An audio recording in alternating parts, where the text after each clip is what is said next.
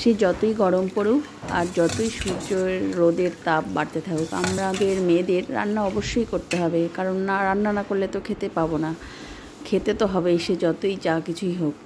এই দেখো ডাল করে নিয়েছি, 5 ফোড়ন দিয়ে মুসুর ডাল, আমের চাটনি, আলু বয়েল করতে দিয়েছি, ভাতও হয়ে গেছে। আর এদিকে ঝিঙা পটল মিক্সড করে ঝিঙা পোস্ত করব। আর এদিকে দেখো শিং মাছ বলে সবাই, কিন্তু আমাদের এইসব দিকে লোকালে আমরা শিঙ্গি মাছই বলে থাকি।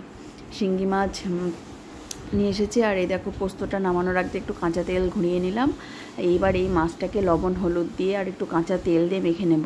আর কড়াইটাকে একদম সেই লাল করে তাতিয়ে নিয়ে গ্যাসের হিটটা একদম কমিয়ে দিয়ে তারপরে ছেড়ে দিয়ে ঢাকা দেব, না হলে যে বোম বাস্টিং হবে তা আমার আর মুখের কোনো রকম থাকবে না।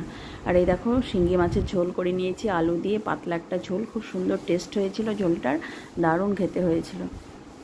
আর এই যে করছি কাঁঠাল খাসির চর্বি দিয়ে, কাঁঠালের মানে একটা কষা মতো করেছি, সমস্ত রকম বাটা মশলা দিয়েছি, পেঁয়াজ রসুন থেকে শুরু করে আদা জিরে ধনে শুকনো লঙ্কার গুঁড়ো সমস্ত দিয়ে একবারে সাজিয়ে কাঁচা তেল দিয়ে সাজিয়ে করেছি।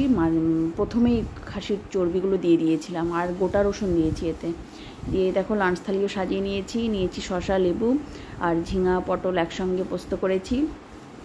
সেই ঝিঙে পটল পোস্ত আজকে সামান্য একটুখানি হলুদ দিয়েছি, হলুদ আমি ন্যাচারালি দিই না পোস্ততে, দিতে ইচ্ছা করে না, তো ভাবলাম দিয়ে একটুখানি কালার হবে। আর এই দেখো কাঁঠালের সবজি করেছি খাসির চর্বি দিয়ে গোটা রসুন দিয়ে, খেতে তো খুব সুন্দর হয়েছিল, একদম মানে একদম মাংস। আর এদিকে শিঙ্গি মাছের ঝোল করেছি আলু দিয়ে, একদম পাতলা একটা ঝোল করেছি, জিরে মানে কাঠখোলায় ভেজে নিয়ে গুঁড়ো করে দিয়েছি নামানোর আগে।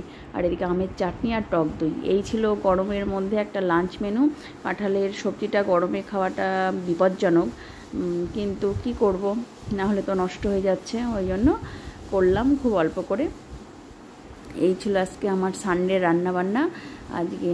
ঠিক আছে বন্ধুরা, আজকের মতো বাই, আবার আসছি আগামীকাল নতুন ভিডিও।